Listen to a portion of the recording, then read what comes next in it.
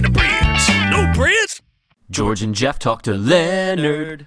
Hello and welcome to a Communicore Weekly extra segment called In the Hot Seat. This week we have author of The Dark Side of Disney, Leonard Kinsey. Leonard, how's it going, sir?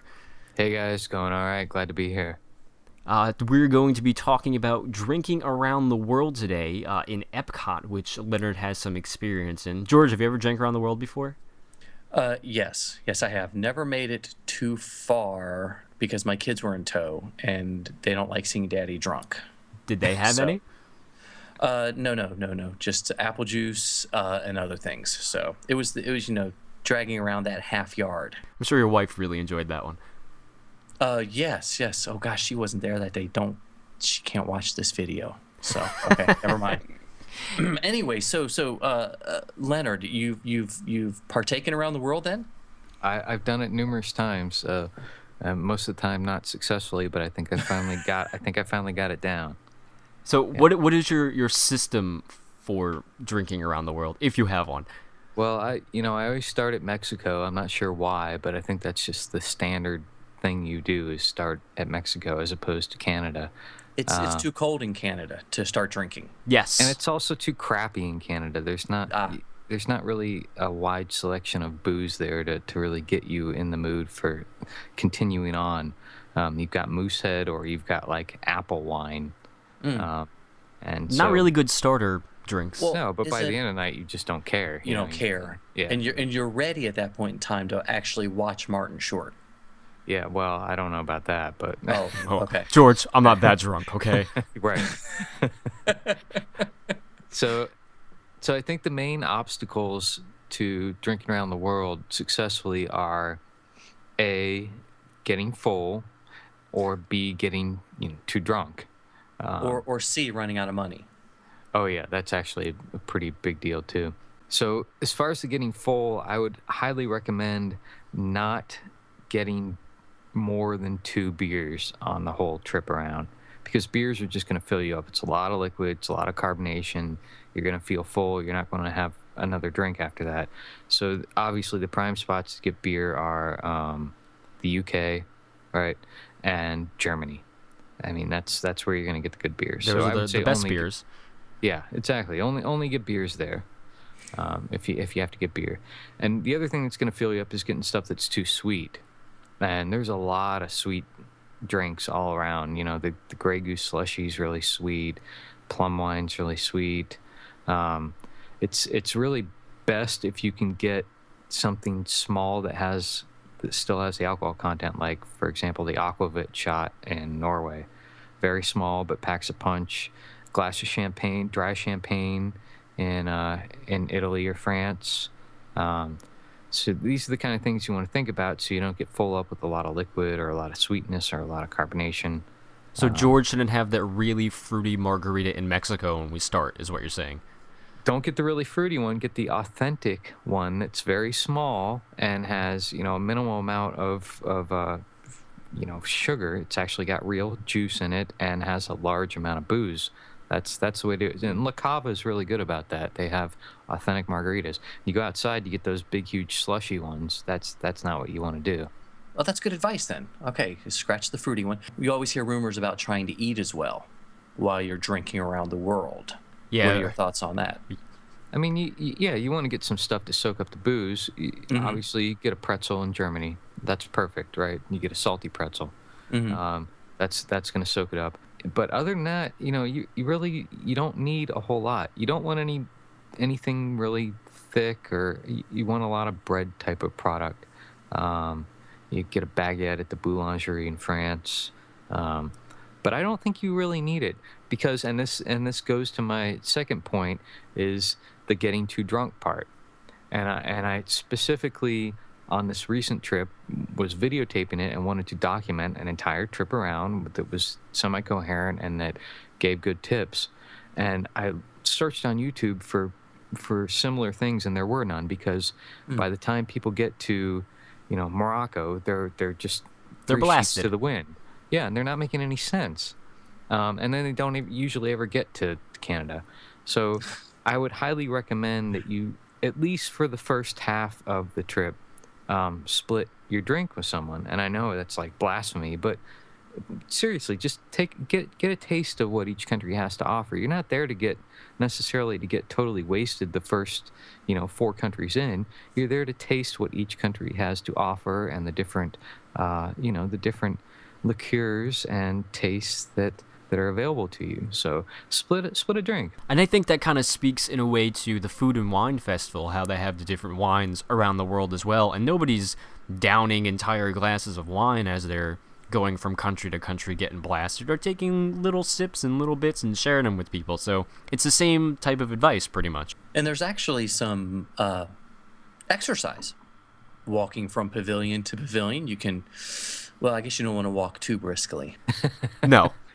Depending on how quickly you drank that last drink, you probably don't want to rush too quickly to the next one. Exactly. But you are burning calories, so which is good. Yeah. Now, most of the people that are obsessed with Disney are also obsessed with these weird running events, the marathons. And I think this drinking around the world is a much better use of our time. And a much better marathon. Exactly, much better marathon. Leonard, how do you train for an event like this? Well, George, I'm glad you asked that. Okay. I drink a lot of booze on a daily basis. And I prefer to drink alone because I just don't want other people mocking my drunkenness.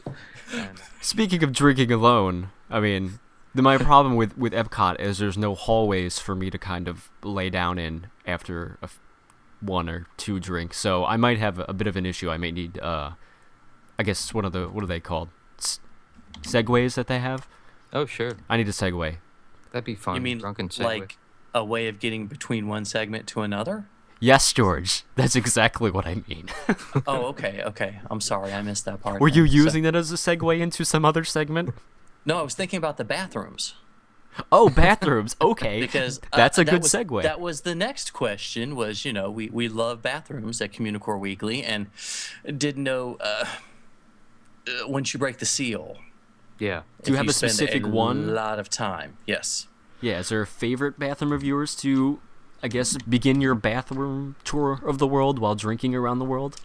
Actually, this goes against the grain, but I'm partial to the restrooms in Mexico and Norway, specifically the companion restrooms. Yeah. Ooh, that sounds like a secret. Perhaps if someone had written a book about secrets like this on the darker side of Disney. If only. If only. If only. Perhaps someone should capitalize on that and sell that in some way, shape, or form. That guy will be a millionaire. and be hunted the world over for his charm. All right, well, not trying to get us back on track at all, Leonard, but do you have a penultimate drink at Epcot? The best of the best of the best that you recommend? I do. Actually, and this is really cool. If you're not going to do anything else, do this. All the way in the back of Japan, in the department store, as in, like, you walk past through the big gates into the big fortress, on the left-hand side, there's a teeny little bar area where you can get sake. You can do a sake tasting. And they have, I think, 12 different types of sake you can choose from, all various prices and different kinds. And it's really cool. So they'll pour you a little glass of sake in a kind of a little plastic decorated cup, and you get to keep the cup. And the lady will actually ask you your name, and she'll write your name in Japanese on the side of the cup, and you get to keep it. Really? And, that's kind of neat. It's very, very, very cool. And of course the sake's great, and you can try as many different kinds as you want. They're all very different tasting, but it's a neat experience. It's a different experience than you get anywhere. And like I said, you get to keep the little cup, which is super cool. That's pretty awesome. Now, if you're sloshed at that point, I imagine it's kind of hard for her to understand the words you're slurring out. So, not only that, but she specifically apparently has been told to say that sake is a sipping wine because apparently people will come in there and order it and just shoot it, right? And you're not supposed to do that. So she's obviously been through this before with a bunch of drunken idiots who don't know any better, who just shoot the sake, but you're not supposed to do that. You're supposed to sip it. Well, thanks for that tip, because I totally would have downed it next time we were there. Now I know not to. Sip it. Sip the sake. Got it. Yes. Not a shot. Not a shot. Have you ever had the opportunity to drink around the world during Food and Wine? I find it nearly impossible to do that, like, productively, just because the lines are really prohibitively long. And that, if you actually want to try to get a drink at the Rose and Crown, Food and Wine is not the time to do that. So that's usually a lot of people's major stop in the UK for getting a drink. I think it's just a madhouse. And plus, there's too many other things around, too many other distractions to keep you off your, set path of doing that. Of getting the alcohol that you actually want. Right. The alcohol that you need. The hell with everybody else. Well, on the most recent trip, how far did you get? Did you make it all the way around, or do we need to wait for the video? Oh, no, I made it all the way around. Oh, you did? Good. I Awesome. did. Yeah, I mean, I was, like I said, I stayed coherent. I, discussed the pros and cons of each pavilion and what possible. I really think it's important, when possible, to try to get a drink in the actual pavilion as opposed to at one of the stands. And why is that? Just because of the atmosphere, because of the theming. It's if you're sitting in a stand staring at the, at the lake, it's not really doing it for you. But if you're immersed in this architecture, I think that's just a much more interesting experience. Unfortunately, not all the pavilions are conducive to that, but the majority of them have pretty decent drinks within that, really well-themed architecture. So it's better, you think, because it's almost like you're actually drinking in those countries as opposed to at Epcot. At Epcot, yeah, exactly. Fair point. Yep. Fair point. Do you think you'll ever start from the Canadian end ever, just to change it up a little bit? Because actually, like you said, I don't think I know anyone who actually walks around the World Showcase from that end first. Not even just for drinking, I just mean in general. Nobody likes to go to Canada first. Everybody starts with Mexico.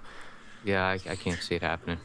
And the hate mail can be directed to Jeff at Communicore Sorry, Weekly. Canada. You hoser. I'm not Take saying off, I hate Canada. I'm just saying we just go to Mexico first because they have better drinks. There's margaritas. Yes, much better. Even when I'm not drinking around the world, I prefer to go to Mexico to have a margarita. Yeah. And ride the Three Ducks ride. Yes, the Three Ducks ride is the best, which they no longer allow you to take a drink on. So just if you're trying to drink around the world, you cannot go on that ride with a drink in your hand. They will stop you. A drink you can see. A drink you can see, yes. However, I'm not putting a margarita in my jacket because that's not really, inconspicuous. So is that a drink in your jacket, or are you just happy to see the ride attendant? Well, Leonard, we want to thank you for coming on In the Hot Seat with Communicore Weekly this week. Again, you can purchase The Dark Side of Disney from www.darksideofdisney.com. Yeah, you're selling signed copies from there, correct? I am selling signed copies, and each one comes with a special little gift, and that you can't get anywhere else. You can get signed 8x10 glossies from our cover model Draven Star from there, too. And be sure to check out your YouTube channel as well. What's your YouTube address so they can check you out on there? It is youtube.com/darksidedisney. When do you think you'll have the Drinking Around the World video up? It'll be pretty soon, within a month or so, I'd say. Yeah. Excellent. All right, be sure to go check that out, guys. All right, Leonard, thanks again for coming on the show, and Well, thanks for having me, guys. we'll see you guys later.